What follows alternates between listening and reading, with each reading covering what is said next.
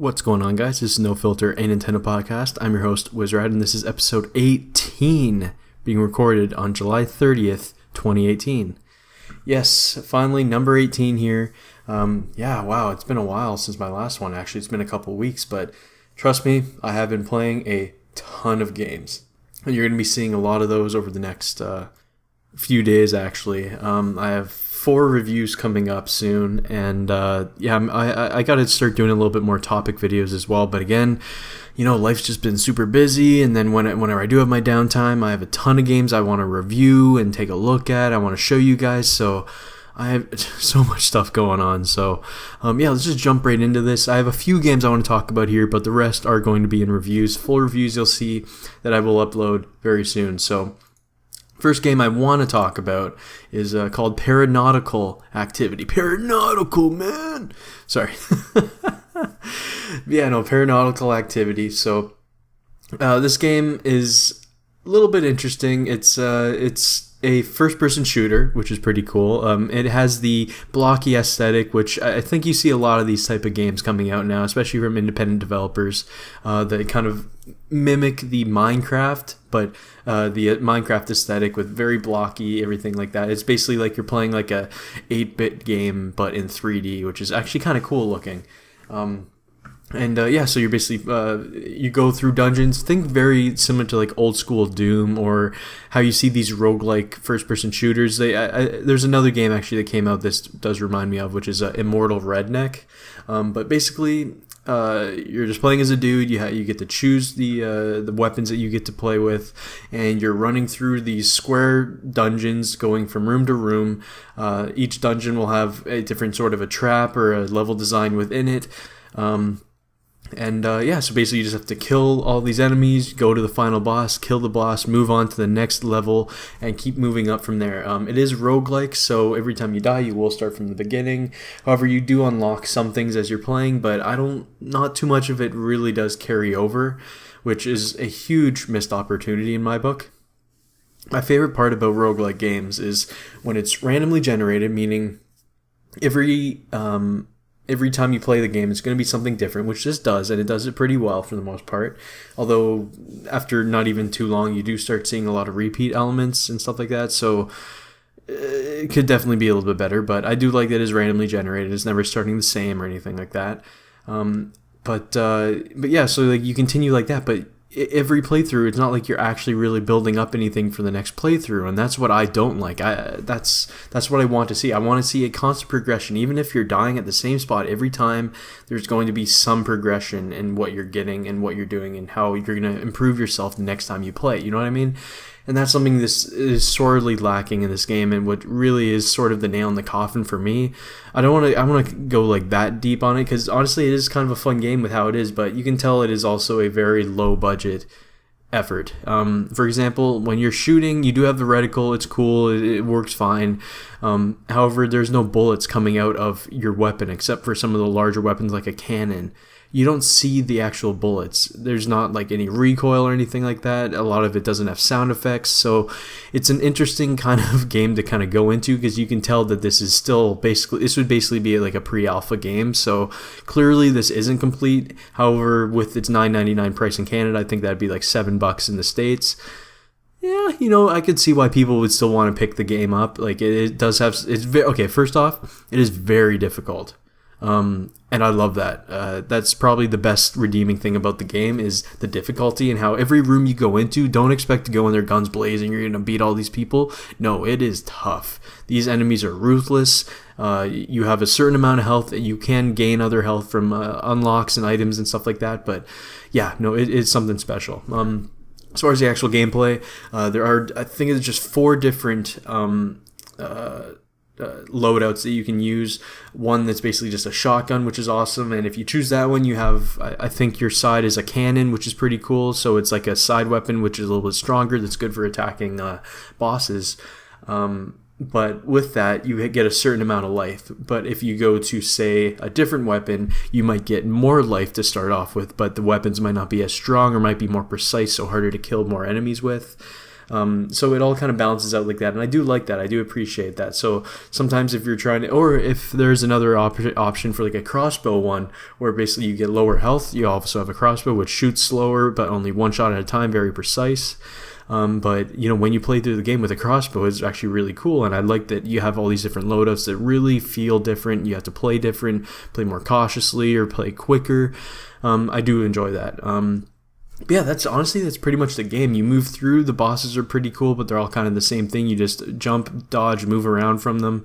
One thing I do find super annoying that I think they should have just like not included in the game at all are these little tiny enemies that basically crawl along the ground, which you can barely see with the camera that you have, and they just start attacking you, and they just ruthlessly attack you. There's no like big long wait of like an invincibility after you get hit once. No, you're just getting attacked and attacked and attacked, and you have to aim, you have to look down to kill them, and a lot of the time you can't look all the way down to your feet. So then like if you're not backing away and getting some distance from you, you're going to have such a hard time trying to kill these things while they keep taking damage to you, and they're not even anything consequential.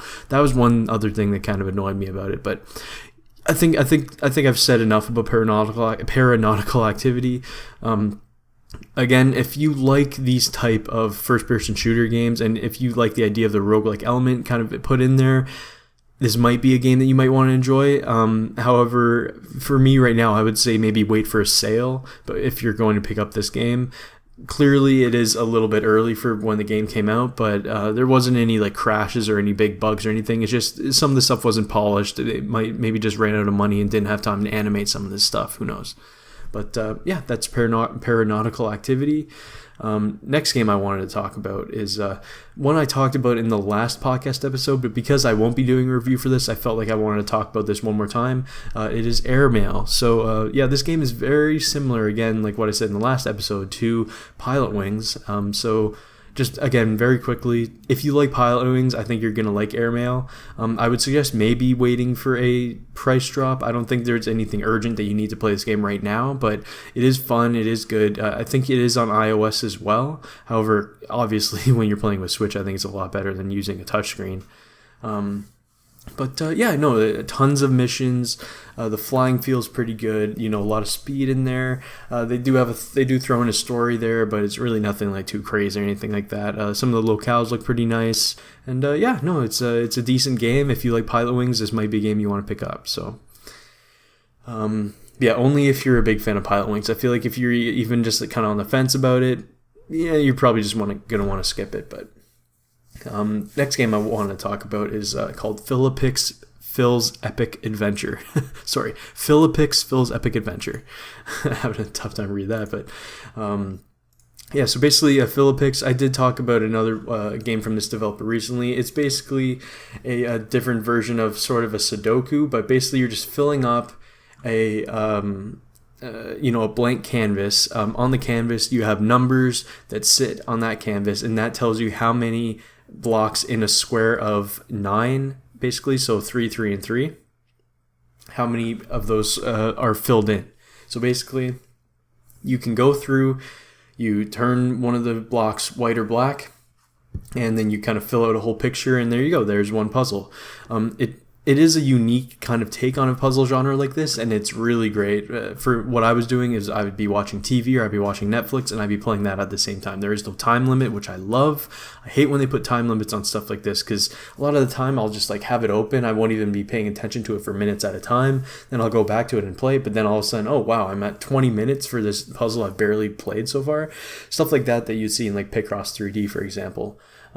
This is very similar to Picross in that kind of aspect.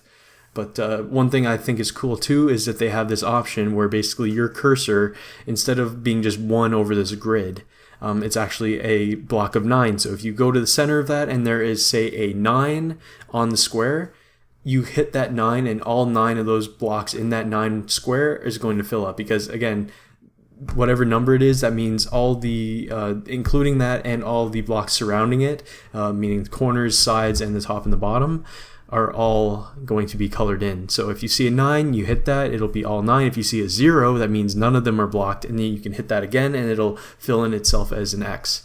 And that's kind of the general idea of this puzzle game. It again, it's just very relaxing. You play it, you see these cool little artwork pieces, these pixel artwork pieces that come out of whatever you're doing, and you just keep chugging away at it, working at it, and holy shit, guys! These I don't know if I want to say that it's a negative or if this is just something big, but it's okay. I'll say it's positive because it means that these puzzles are massive and there are a fucking lot of them. There's so much gameplay in this, guys. I'm telling you. However, something about it just doesn't sit right with me that some of these puzzles are so huge, like the grids are so big. It's just like you're kind of playing through and you don't really see the actual picture coming together. You just see just random things because you're so zoomed in on these gigantic grids. So you're just kind of working away in the same sort of a screen over and over again, which is fine. It's a puzzle game. But I just think maybe the puzzles should have been a little bit smaller and there's more of them instead of just these massive ones, even though they still have a ton of them anyway. So honestly, I can see this game being literally hundreds of hours. There's so many of these puzzles and they're so big. Yeah, no, that's pretty much it. Again, if you guys are looking for a puzzle game like this that you can kind of just play in the background, just kind of work with some numbers and stuff like that, nothing too taxing, it's very relaxing to play, say before bed or something like that, then yeah, 100%, I think this is a good game to get. There's literally, it's basic in its looks. It's just black and white on a grid. They do have a little bit of a story thing. It's basically Phil and his picture book that you need to fill out for him when he was traveling across the world or something. Not much to it. But yeah, again, if you like games like Picross, I feel like this game might be one that you might want to take a look at. So there it is, guys. There's fill-a-pix, Phil's Epic Adventure. Now, one of the last eShop games I actually want to talk about today, which is one I'm going to 100% be doing a full review on, is a game called Frost. Now, Frost is a deck building card game, basically a survival card game is what they call it. So basically you're playing these survivors that are trying to survive through the winter, and you're basically running away from a frost wall that is chasing after you. So basically you're playing cards to fulfill resources and fulfill elements every day that you're playing. So basically think yourself as you're walking with a bunch of fellow survivors in this full winter storm basically, and you're walking through, and every day there is something new that happens. So there's a new event. So say this one, you need to fill up these resources here. So you need to get 2 food, 4 lumber, and you need 3 survivors. So basically you have a deck of cards, you have a hand, you need to then use those cards to fill up those. So basically you have 2 food. If you have 2 food in your hand, you use those 2 food, you no longer need any food for that day, and you move on. Sometimes there's events that happen. So say a wolf will show up. You need to use the resources in your hand, whether it be survivor, the food, or the lumber, and you need to use that in order to construct a spear, then to kill the wolf. Or again, this is where the management kind of comes in, or you use those in your hand to then complete the requirements for that day, and you can move forward. However, if you move forward without killing that wolf, if you travel without killing the wolf, it will attack you and you will lose either 1 survivor or 1 life from your main life total. So basically every day that passes by, the frost comes closer to you. If you're not traveling every day and you're not fulfilling these requirements every day that you have, which is you have a certain set of cards in your hand, whether it be 5 to 8, if you don't travel, you will be staying there and frost will gradually catch up with you. However, if you do move every time, you will gradually move away from the frost. So there's always a tug and pull, which is super, super satisfying and very addictive for me, at least so far. Where you're trying to play with resources and saying, okay, I need to do this event. I need to save my people here. I need to fulfill the requirements here, but I'm also running away from this frost that's constantly chasing me. So basically, you have to go through a certain amount of time throughout the game, get past a few, say 30 days for the first hurdle. You get to a certain camp, and basically the whole story of the game is you're this surviving group of survivors, and you're trying to run away from this frost and get to the refuge, which is a story passed down from generations, basically saying that the frost does not affect anything in the refuge in this area. So you're chasing after the refuge and running away from the frost while dealing with wolves and sickness and fatigue and all these cool little elements here that are all on this card game. And I love the game so far. I really, really enjoy it. It takes a little bit of time to get used to, but I hope I explained it relatively well enough there, because yeah, no, this game is something special, and I would really love if any of you guys in the comments wanted to let me know any other games that are somewhat similar to this. Like, I could totally see this being an actual card game where, like, you pick random scenarios every day that you kind of, like, deal out yourself, and you have your own deck of cards that you play with your discard pile and everything like that. I really like it. I love the idea. I love that there's a counter with the frost chasing after you. Like, it actually builds, like, tension that you see, like, this counter coming down that, oh shit, the frost is only 2 days away from me. If I don't move these 2-3 days to get the counter up to 4, I'm going to be screwed very soon. It's really cool. It actually creates some tension, and I just love it. The look is really cool too. Something I do appreciate with it, because the game is called Frost, it is very white. Everything is white with this cool, like, hieroglyphic etchings into it and stuff like that. Is really, really kind of gorgeous, actually. The hand-drawn aspect and everything. But there's also a night mode, which is awesome, because again, if you're playing at night, you're playing this card game at night, you don't want this very bright white screen just destroying your face, you know what I mean? So yeah, you have this night mode, which is a little tougher to see everything, but it is darker, so it's not going to really affect your eyes when you're, like, going to sleep with the game or anything like that. And I just love that the developers thought of that and threw that in there. It's basically just doing the night switch that you'd see in, like, YouTube gaming and stuff like that you sometimes see. Yeah, no, so again, I'm going to have a full review for this game up. I really want to play through the game until I get to the refuge. There's definitely a lot of learning that I'm getting better and better at the game, and I love that. And yeah, I'm just really enjoying this. This was the review code was given to me from Digerati Entertainment, and man, these guys are publishing some amazing games on Switch. Like thank God they're bringing these games here. I don't know where this game was before. I feel like this would have been a Steam game before Switch. But or maybe an iPad game, but, like, don't let that fool you. Like, this game is something special. And yeah, hopefully you guys check out my review in the coming days, coming week. Because yeah, no, this game is something special, and yeah, no, really enjoying it. So yeah, great job, Digerati, for publishing, and Studio Tenebris or Stage Clear Studios. Really, really enjoying this game so far. The last game I wanted to briefly talk about here, and I am actually 100% like just super ashamed about, is Project Octopath Traveler. Sorry, just Octopath Traveler. Drop the project. Yeah, so I started the game off. I played as Hannet. I grabbed some of the other travelers, and I think I have 5 of them now. And I really got caught up with my backlog. I have so many freaking games to play right now on Switch. I literally have a backlog of over 30 games, and I know it's crazy too. But I'm actually gonna have a whole segment on the second part of this podcast talking about the backlog and how I deal with backlogs. But yeah, no, this is just something. This is just dumb. I have so many freaking games to play, and some of these I really want to review and get reviews out. So Octopath Traveler has kind of taken a back seat, which is just absurd because I was fucking loving the game for the first. I think I played maybe 5+ hours so far. And fuck, I love it so much. Like, it is so good.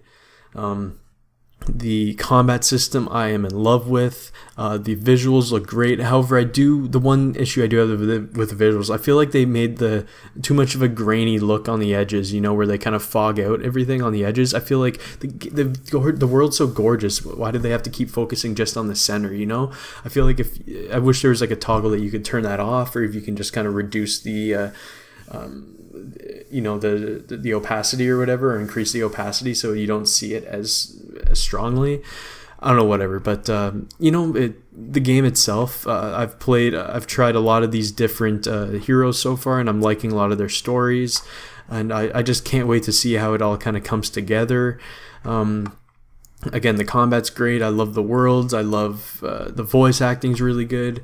And I'm just really excited to get back into the game. I have a few more games I really want to catch up on here and try to get out of the backlog, but I just can't wait to jump back into Octopath Traveler. I have so many RPGs. I have so many fucking games, people, I'm telling you. I have so many games I have to still play, but I still have like East 8, Lacrimosa of Dana, for example. I was waiting to finish Octopath Traveler before I even jump into that. And just so many games. And this is still a light year for Nintendo itself, Nintendo first party, but like I literally have a backlog of 30 fucking games, people. Crazy. That's pretty much all I want to talk about for Octopath Traveler. I will obviously have a full review of it at some point in the future. I definitely want to give everyone my thoughts about it, but yeah, for now, that's pretty much it. I did want to talk about two last games before we jump into the next segment. There was a big sale on the eShop recently, which I'm loving these sales, by the way. I got Enter the Gungeon for under $10, which is awesome. I've been looking forward to playing Enter the Gungeon for a long time. It looks really great. I love the roguelike kind of a thing, and so I'm really excited to play that. I see that's always in the tops in the eShop chart, so this must be a really great game, and I'm excited to play it. Another game I got for, I think, just over $10 in Canada, so it'd be under $10 in the States, is a Rogue Trooper Deluxe. I wanted to pick this game up physically right from the get-go, but I just couldn't find it physically anywhere, so here it is. I found it on sale for like just over $10, which is great. I think it was originally a $30 or $40 game, $40 in Canada, I believe. So getting it for basically 75% off now is really great. And I'm excited to play that. Nice having a third-person shooter game like that on the Switch, and I like kind of the look of it. I like that it's kind of old, more old school as well. So another game I did get, though, actually, that did have a sale for the pre-purchase, but it's called Semblance. I saw it on a trailer on the Nintendo YouTube channel, actually, and it looks really cool. It basically looks like it's a regular 2D platformer. However, you do a lot of, I guess what it is you're jumping. And when you jump, you land on the landmass, and you can morph the landmass underneath you and morph it around. You can jump into it to morph it around so you can get through the level. It looks really interesting, really cool, and I was surprised how cheap it was. I think with the sale in Canada, it was like $12, I think, which seems stupid because it was getting a lot of positive buzz, at least in comments and stuff on the YouTube channel. And so I'm really excited to play that one as well. And again, I have so many others. I'll get into that in the next podcast segment. But yeah, there it is, guys. Those are the games I've been playing. So let's move on to my backlog of games. So for this next segment, I want to talk about my Nintendo Switch gaming backlog. I've been playing Switch like constantly in 2018, and I had a few games backlogged from 2017. I still needed to play Fire Emblem Warriors. I needed to finish off Xenoblade Chronicles 2. There's a bunch of games I still needed to play. But where I'm at right now is I have over 30 games in my backlog. Yes, over 30 games, and it is absurd. I mean, it's just crazy. I just don't have enough time to play all of these. Some of these games I was looking forward to. I bought day one. I really wanted to play, but then other games come in. I get some review codes. I really want to review these, and I've been gaming like ridiculous this year, and it's all because of Switch, man. I'm telling you, just the fact that I can play this in bed before I go to bed, or just anywhere that I want to, it is a lifesaver, not a lifesaver, but like I get to play so much more because of that, and I just love it. I cannot go back. Like, I have a ton of games on PS4 I still need to play. I still have Gravity Rush 2 to play, Dishonored 2. I gotta finish Last of Us Remastered still. Like, I have so many games to play on PS4, but I just don't have the time when I have so much open time to play on Switch handheld mode in bed or just out on the go. But, so I kind of wanted to go over all the, I wonder if you can hear the Switch buttons and the menu. But yeah, no, like I have so much to play, and I just kind of want to go over some of the ones that I still need to play that I'm sitting on right now, and just kind of give you my thoughts and why I didn't jump into them. I'm actually going to be doing a full eShop game video very soon of my collection.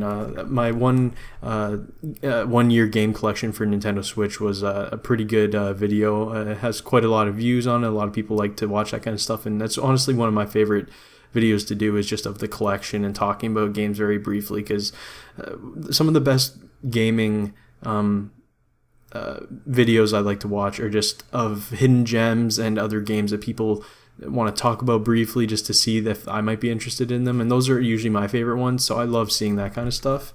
Yeah, let's jump into it. So one game that I still need to play that I haven't played through yet is Resident Evil Revelations 2. I've replayed Resident Evil Revelations 1. I played it first on the 3DS. I loved it. I still have the case actually from 3DS, which was Revelations, Laitons, where they misspelt it on the spine of the game case, which is hilarious. I'm going to keep on to that one for a while just to just hold on to it and see, maybe it's worth money way long down the road, so we'll see. But yeah, I have Resident Evil Revelations 2. I'm really excited to play that. Next game I have is Oxenfree. I got this on sale. I think I got it for under $5. Which was awesome. And the thing about this, it kind of sucks with limited run games. I've actually been collecting and I've been buying every single limited run games released on Switch. They have them numbered and I'm just excited to get all of them. But Oxenfree is just coming out for limited edition on limited run games, and it's like $34.99 in Canada. So it sucked because I have the game already. It's like $5. I got it, no problems, no issues. But now, damn it, I'm going to be buying it again, and it's going to be fucking $40, and I'm never going to probably play it again after I play it digitally here, so it kind of sucks, but, you know, I kind of made that a goal of mine, is I'm just going to collect every single limited run Switch game. I just love that, and I love the indies on Switch, so limited run usually seems to choose some of the best indie games to get a version on limited run, so... Next game is Wolverblade, which I wanted to play so bad way long ago, but I've just been waiting to meet up with a buddy of mine. We usually play a lot of the co-op games together, so we're going to play through this at some point.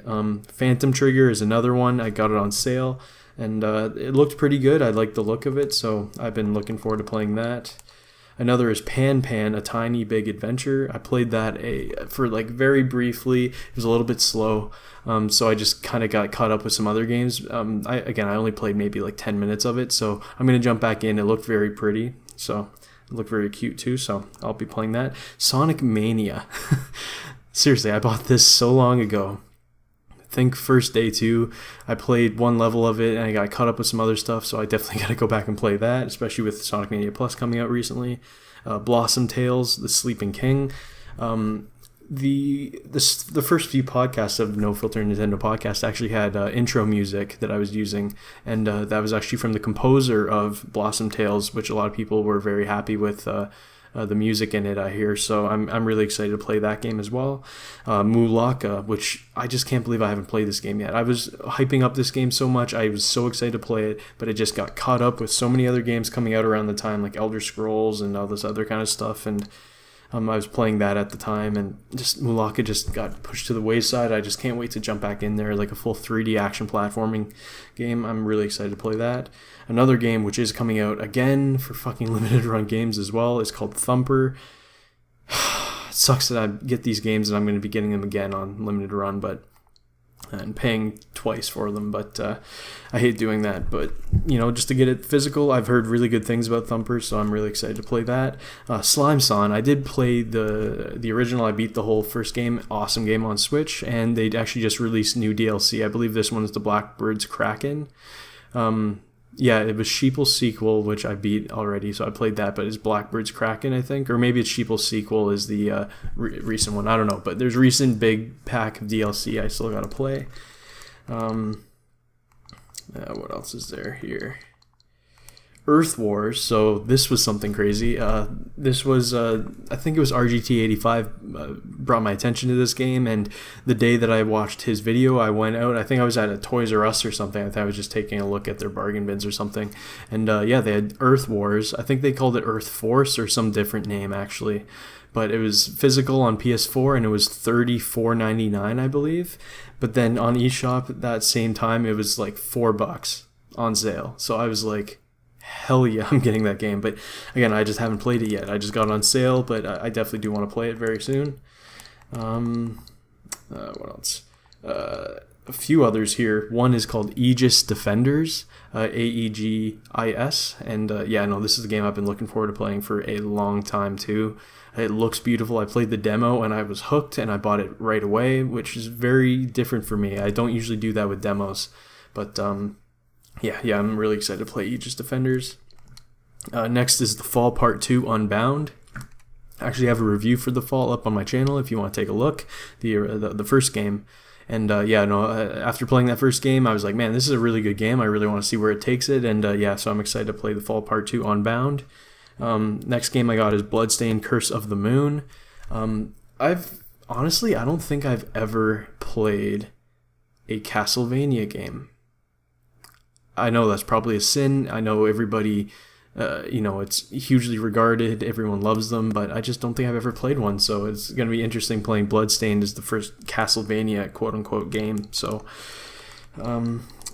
next is Yoku's Island Express, which I have been excited for since like the Switch launched. I think it was announced way back when, and it's this awesome mix of pinball with like an adventure game and puzzle platforming, I think, as well. I've been looking forward to playing this for a long time, from Team 17, I believe, and I just can't wait to play that. Again, it's just absurd. This is kind of like Mulaka. Those are two of the ones that I've been wanting to play the most, and I just haven't had the time to jump into them yet, so I gotta play those. What else? Membrane, which is a game I think it was on, maybe it was Beat 'em Ups or maybe Metal Jesus Rocks or one of those channels that actually brought up Membrane, or maybe it was Nintendo Life, actually. I think it was Nintendo Life. They did a hidden gem in Nintendo eShop games, and it was on sale for like $6, I think. Membrane. The icon doesn't look anything too crazy. The pictures they showed didn't look too crazy, but when you actually see it in motion, it does look like a pretty fun game, and I'm definitely looking forward to playing it. Another is Fallout Shelter. Got it for free after E3, obviously. I already played it a little bit on my phone way back when it was first released, and I enjoyed it, but I have it on Switch. I want to open it up at some point soon. Another one, Hollow Knight. I bought it right after the Nintendo Direct, and just didn't play it yet. Again, I have so many goddamn games I just gotta play, and I've heard so many good things. Ecne Banjo, what up, bro? You've been saying this is one of the best games of the year for you and all that kind of stuff, so yeah, I definitely gotta play that. Another one is called Night in the Woods. I've been looking forward to playing that forever. I love these story-based kind of games like this, and with the atmosphere and the cool like creatures and characters, I'm looking forward to playing that. I bought that on sale as well. I've been playing Fortnite a little bit, but not really. Just not really my thing, I don't think. The next one is called The Moose Man. I believe it's from the same publisher, maybe not the same creators, but from the publishers of 3/4 Home Extended Edition. So I've been looking forward to playing The Moose Man as well. The next one is Tanzia, which I can't wait to play. It looks really great. It looks like a classic, like you'd see it off of like N64 or GameCube, probably more GameCube PS2 days, 3D action platformer. Looks really good. I've seen some videos of it. I'm definitely looking forward to playing that. Next is called Cycle 28. This is another game that I don't think it's actually out yet. It's coming, or it might have been out. I'm kind of forgetting, but again, my backlog's so big right now, I just haven't had the chance to take a look at it yet. Chicken Assassin Reloaded. Haven't played that one yet. Star Story: The Horizon Escape. Haven't played that one yet. I love like story action. I've been on like a big space kick recently, so this is definitely a game I'm interested in. Guts and Glory from Tiny Build. This makes me think of like those games like Happy Wheels and stuff, where you're basically just riding around, you hit them. This is something you'd see like PewDiePie playing, so I've never been really big into those ones, but I've been excited to play that one, so Guts and Glory is a big one. Enter the Gungeon I just got recently on sale. I think I mentioned that in the previous podcast segment. It's I've been looking forward to playing it. I got it on sale, which is awesome. In the last segment, I also talked about Rogue Trooper DX, Redux, sorry, jeez. Another game is called Super Destronaut DX. I still have to talk about that one, actually. I might just bring that up on the next podcast episode, actually. It's a pretty quick, easy game to review, so I don't think it's worth a full review. But if you like Space Invaders, it's a really good game for that. definitely gets really tough too towards the end, all the challenges you have to do. Semblance, which I talked in the last segment as well. Next game I got is a Hello Neighbor, which I've been looking forward to playing for a long time. I'll be playing this one very soon. I remember watching the trailer for it initially, and one of my favorite movies of all time is actually called Disturbia. If any of you guys remember this, it's a thriller with Shia LaBeouf and I forget the actress's name, Sarah, I think, or Jessica, whatever. Yeah, one of my favorite movies of all time, and it just makes me think of that, of like, peering into your neighbor's like house and stuff, and like kind of sneaking in there. It looks really cool. Next game is 1979 Revolution Black Friday. This is a game that looks very much like The Walking Dead, the Telltale series, so I'm totally sign me up for that. I love these type of games. Megaton Rainfall. I've started this game, and I love the premise, and it seems pretty damn good so far. It's like a full-out superhero game, which is something unique. Like full-out, like you're flying across planets, you're zooming in down into the city, you're destroying buildings. Although you're trying to save humanity, you're trying to save them from aliens, and honestly, it's really good. I'm going to have a full review for that one for sure. Next is Dawn of the Breakers. It was a free download, so I downloaded it. I honestly haven't even looked at what it is yet, but it's free, so I picked it up. Iroh Hero, which is a top-down shmup.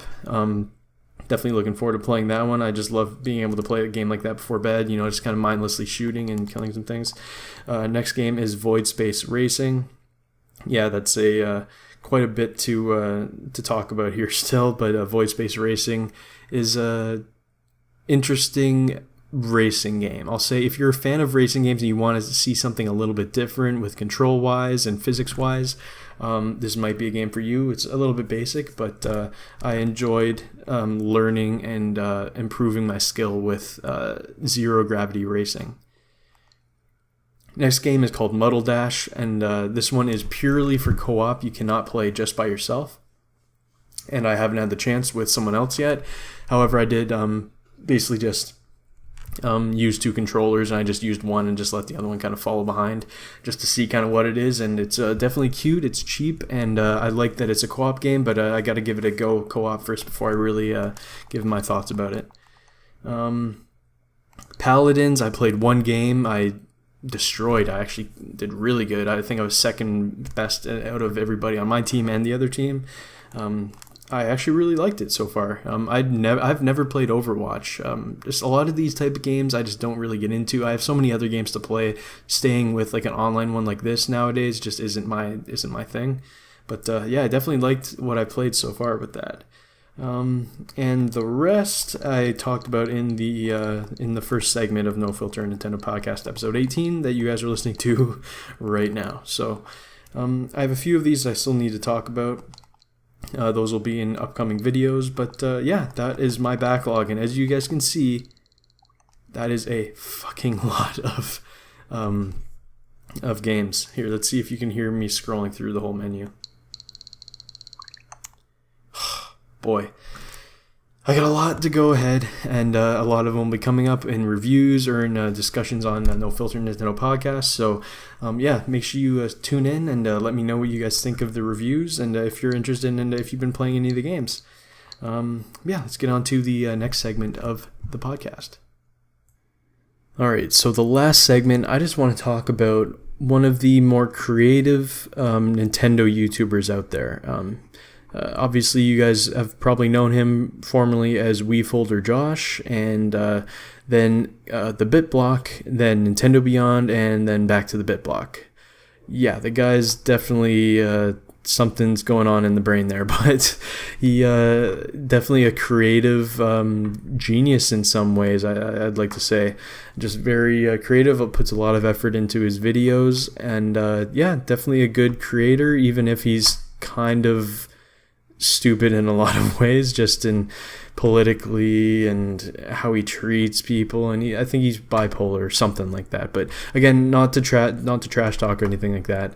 The guy is one of my favorite YouTubers by far, and even if I disagree with a lot of what he says about gaming and everything in general, but yeah, no, just super creative. He just recently had his TheBitBlock Joshy Direct, I guess is what I would call it. But yeah, basically just a look at some of his make-believe episodes. But if you guys haven't heard of them, they're basically, he literally designs, builds, animates portion of a game and what he would see it as, from a progression from a Nintendo IP. So he's done a whole bunch for Animal Crossing, and in this direct he talked about Paper Mario, a new Paper Mario, and a remake of Pokemon Snap, which is really cool, and he did fantastic with these, especially the Paper Mario. The Pokemon was okay, looked alright.